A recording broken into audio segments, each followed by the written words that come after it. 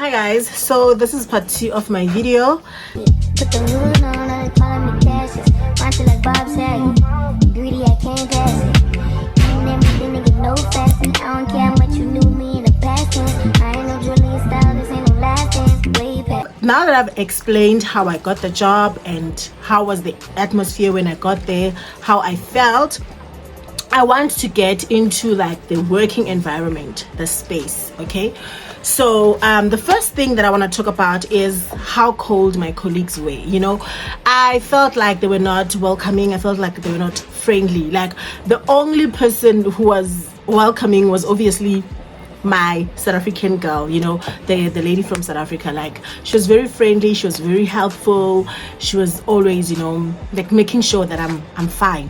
But unfortunately she was also very busy because the schedule there sana since him, you know. The other foreign teachers now, okay, they were like friendly, okay, but okay, it was not ayolento bendilindele or ayolento that I was used to in China, you know, because in China we were such a community. We all had one office where we spent lessons sonke, and then umuntu would go to their classes when it's time for their classes. Whereas apha umuntu nomuntu had their own class, and land we feel like feeling that we are distant because umuntu xa ufika eklasini yakhe abe busy with whatever, you know.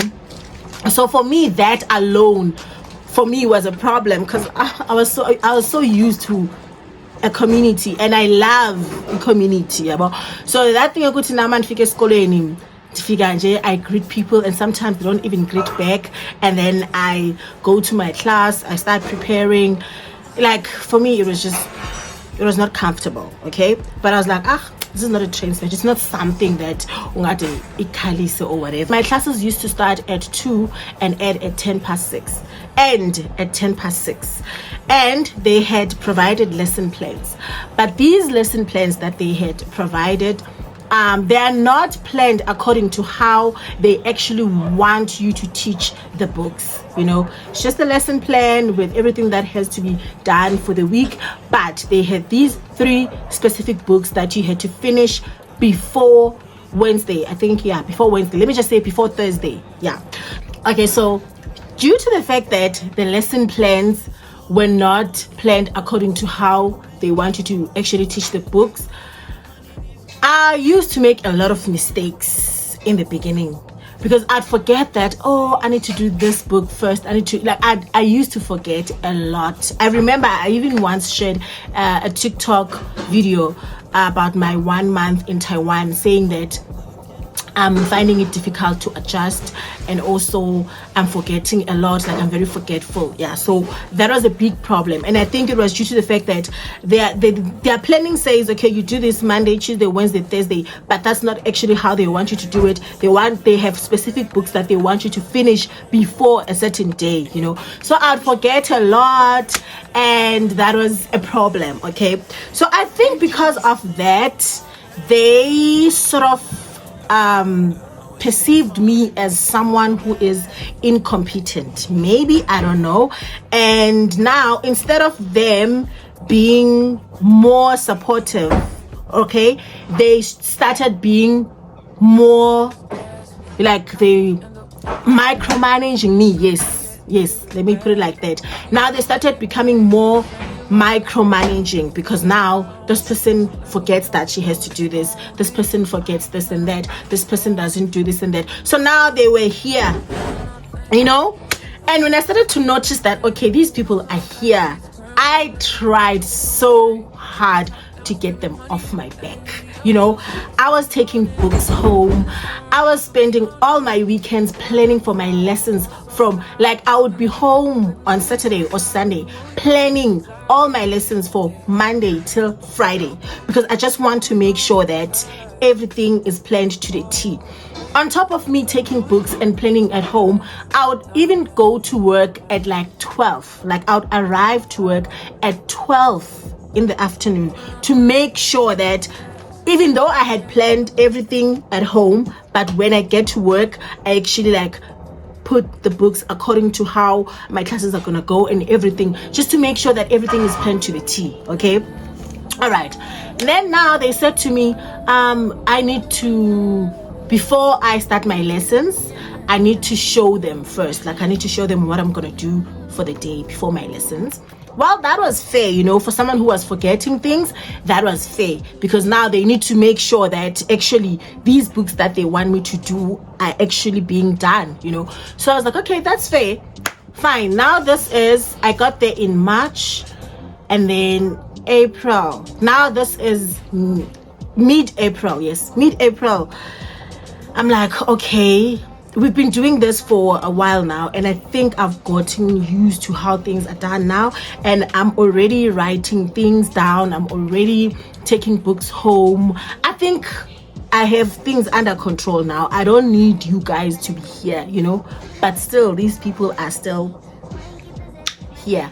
Mind you, you have to present the lessons, you have to check the books, they double check the books, and if you make a mistake, it's a big deal. Like there is no room for mistakes, guys. Like there was just no room for mistakes there. It's like they're expecting you to be a robot, to do everything according to how they want you to do it.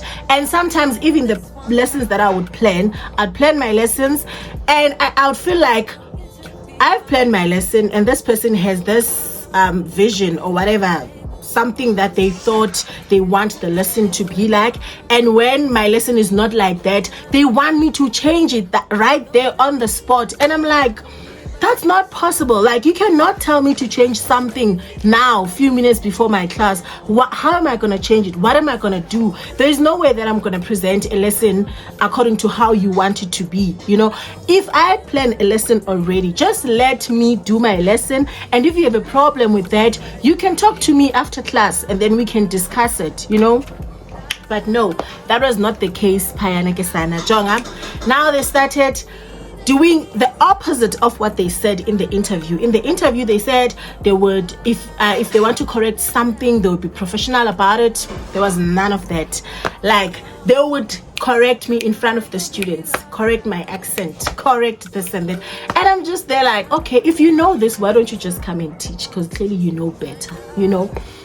And like, it's not even a thing of teacher, can you please fix that? No, teacher, you are wrong. That's not how you say it. Teacher, you are wrong. That's not how. Like, hey, Bo, why are you doing this?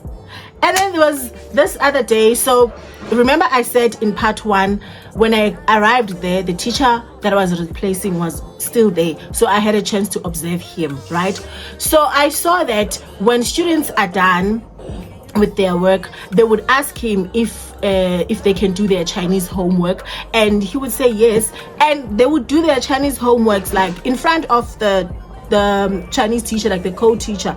But now when it was me, if I tell the students to do that, it's a problem. No, they're not supposed to do that. And then I ask myself, what do you want them to do now? Because other students are still busy, you know, and the others are finished and they want to do their Chinese homework, or others would be like, can I please read a book? Like, there's nothing wrong with that. If a student wants to read a book, there's nothing wrong with that. But for me, Sana, the co-teachers was like, no. And I'm just like, okay, all right, fine. And then the next thing, they would, if maybe I'm doing something that maybe that they didn't expect, I don't know how it made them feel, but you would see them busy on their phones. Like, you can see and I'm just like, what's going on here, you know? And then before class time, some students, they come before class and then they sleep. So now what they would do, especially my grade 1s, they would come and want to have a conversation with me, you know, just before they go to sleep. Sana, this one time, this one co-teacher that I hate came and was like, well, and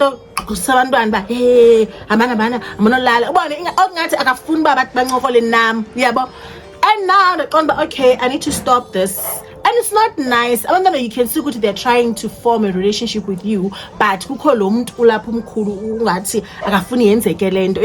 was like, you know what, I need to stop having conversations with these kids. I'll just always pretend as if I'm busy. Like, I remember I'm pretending as if I'm busy and because because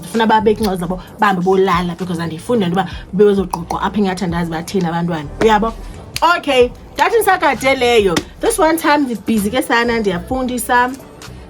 Someone just rocks up in my class and the student was busy handing out books and like the books were really heavy. Yeah, but Afrika mbuzba, why are you not asking someone to help you? Yeah, but and then the student was like, no, I'm the collector, so I'm collecting I'm the handouter. I'm handing out the books, so I'm gonna do it alone. And I was like, no, you need to ask someone to help you. Like, shut up, like in front of me. Like, I'm nothing in this class. I like yo. I don't know how to explain it, but I have no say. Yeah, but okay, fine. I'm looking at this. Fine. I'm like, okay, I'm not gonna allow this to disturb me. I'm just gonna continue with my lesson. Yeah, but as I'm teaching, this is the guy, the co-teacher, and he's not even my co-teacher. He stops me and asks one of the students to read something from the book, and we are all like, okay, what's happening here? Yeah, but I learned to fund again. The student fund. Okay, then let me fund easy questions. Actually, it was questions, and then he was like, teacher, you don't always have to read the questions to the students. You can just ask the students to read for themselves, just to rest your voice. And I'm like, hey bro, was this necessary? Like, did you really have to come and disturb my class just to do your own? Couldn't you wait for it and then uzothetha number? Okay, teacher, you know what, you can, like, my biggest problem with those people, guys, was when they have a problem with something, let's wait for the class to finish and then we can talk to the teacher. No, they come into class, they tell you what to do, they correct you in front of the students. And now my students started to see that, they started to notice how they treat me. And then now they started doing the same thing. Nabongo abasan mameli sebeyageza, hey in the serious, to a point that even when I say I'm gonna take their points or minus their points, they just don't care, and they would tell me that I don't care. Some of them would even call me stupid, guys. Like, at last scene, I was like, what is this? DP up. Okay. I get the American accent, guys. It was here every time. So they have a word list for phonics. They have a word list for their reading book. So before they read or before they do their phonics, we go through the word list first. So I made sure that every single day that I prepare my word list, I practice the American accent, because galoku, I don't want these people to be on my case. Guys, the tikuni ngokusendi practice magama, but they will still have a problem with it on the answers, because also when I speak in this accent that they want, I sound crazy, and it affects my confidence now as a teacher, because I'm speaking in a way that I don't know, that I don't even like to begin with. So frustrated, but they will hear the American accent. And then I pay every time I have to go and show them my lessons before in class. But every single day now I have to go show them, okay, this is what I planned. And if they don't like it, they will want me to change it right there and then. It's before class. I don't have enough time, but I have to change it and teach it according to how they want me to teach it. So Londo, be saying the border.